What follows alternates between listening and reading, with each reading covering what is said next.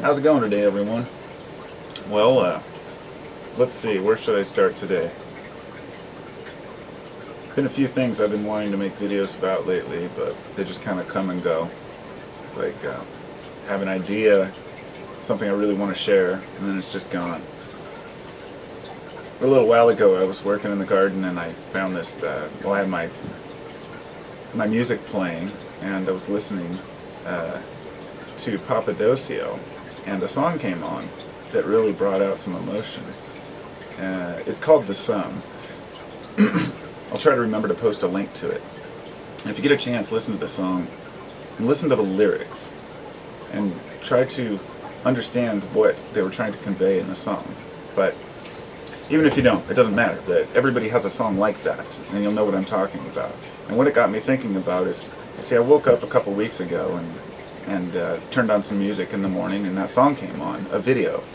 And the video made me cry. I mean, and happy cry, you know. And it's always been a thing of mine. I've never been ashamed to say I'm a guy that cries. I have no problem crying at a sad movie or sad music.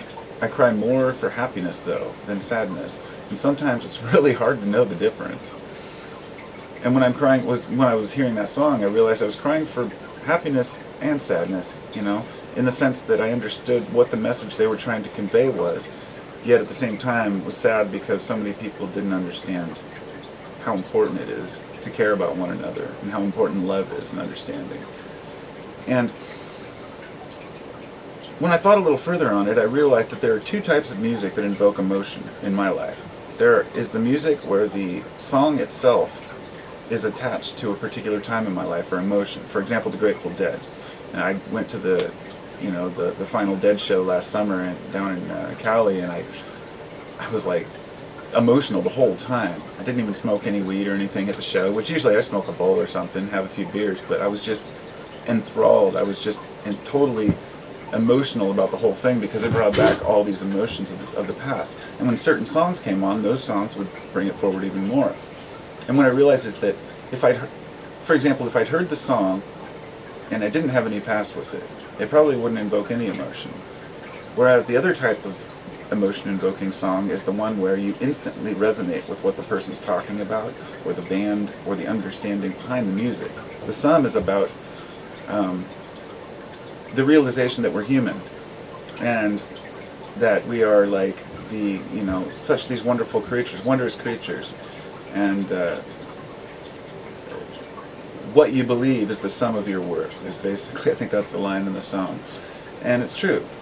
Whatever you want to put into life, and whatever type of wondrous awesomeness you want to give to your life, then you will get that back. And it will continue. In other words, being happy isn't something that you should have to work for. Being happy is something that you have to learn how to notice, that you are happy. Because you can be put in a situation and feel unhappy about it, and then years later be put in the same situation, and it really doesn't faze you at all, because you know that you're happy underneath that the little things don't bother you. And these are the big things that we learn, is to let the little things go. But most of all, to realize that we are all one, and that sometimes while we're fighting in our own minds about whether there's, a God or not, or whether we should be left or right wing, or, what type of a career path we should have, or how dumb other people are, in the end, we are amazing creatures. It's the one thing, I don't care if you're an atheist, a Christian, a lover, a hater, right wing, left wing, it doesn't matter which extreme you are. We can all agree that being happy is a goal in life. And being happy can be attained much more easily through understanding that we are a part of something greater. And some people are afraid to admit that to themselves. It seems like the people I talk to who speak of, that this life is just an illusion, that we're just here, it doesn't matter, that you're going to die and nothing matters afterwards, all these may seem logical to a person. And there is no fact to back up that there's something greater. There is no fact to back up that there's a God, or that there's even any type of a consciousness or awareness beyond ours. And it comes back to the old comparison of the human and the ant. The humans can be watching the ants. The ants aren't aware of the human, far too large to impose, The ants focused on his little world, so if there was a God, we'd be focused on our little world, and it would be irrelevant. In the end, people bring up philosophies and arguments and debates about these things, and when you step back from it all and ask yourself, who's really unhappy in life, or who appears to have, an understanding, it's those who just accept the things that they feel, rather than trying to push them away. And one of those things that I feel is that I'm part of a bigger system, a web, and that web understands my place. And I'm not going to extend that to say that me as a human, I'm meaningful, important, that all of us have a purpose. I'm not going to say whether I believe in free will or determinism. It doesn't matter. All of those things became irrelevant to me when I discovered perspective. And it doesn't mean I won't debate or argue a point, but never let it get to you. Don't let your beliefs tear you apart from your fellow man, and don't let your lack of a belief tear you apart from your fellow man. Find a niche and something that works for you. And just realize that people are doing what they're doing to be happy. No, not many people are really out to get you or me. Most people are just trying to defend themselves against you or me because they think that we're the threat. When everybody puts down their arms and puts their arms around one another, things would be a little bit different. But that's this utopian idea that I don't have a pipe dream thinking that everyone's going to hug and love all the time. Because I understand that balance, that without the anger, the chaos, there can be no balance, no love. And everything seen through that lens appears to be perfect. In other words, when I compare our human existence, when people say, well, if humans are so special, or if we're part of a greater being, or if there is a God, why is there so much chaos? Why is there so much hatred? Why is there so much misunderstanding? Why is there so much imperfection? But I don't see that. I see nothing but perfection.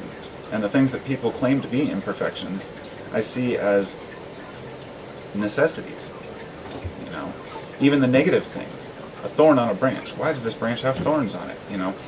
Because not everything's meant to be friendly for the human. Not everything here is for us.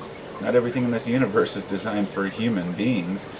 It just exists, and everything just seems to fit together. I don't believe that everything's being created to fit a blueprint. I believe that everything is becoming what it's going to be. In a way, the sense of the universe and people.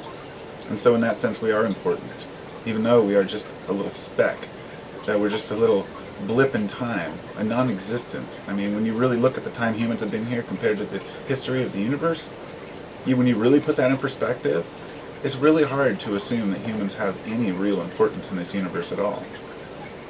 But the very fact that we are consciously aware of ourselves shows that we have an obligation to understand why, in my opinion.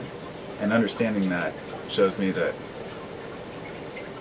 is to help one another, to love one another, to understand life.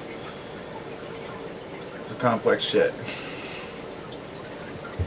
I'm not going to pretend like I have the answers, because I sure don't. Nor am I going to look for some of the answers. In other words, the larger pattern. I've always seen, my metaphor is that each human is standing on a jewel. A giant jewel with many facets. Basically a ball with many small facets on it, billions of facets. Each human standing on one of those facets, they can't see the whole of it.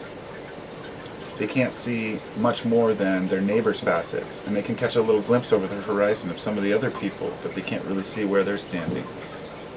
It's my metaphor for how you can never see the whole when you're standing at one place.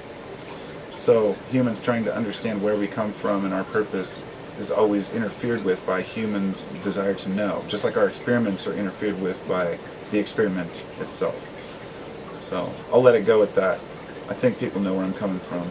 Kind of got off the track of music, but the music is what brings forth these thoughts and ideas, and to me that's really important.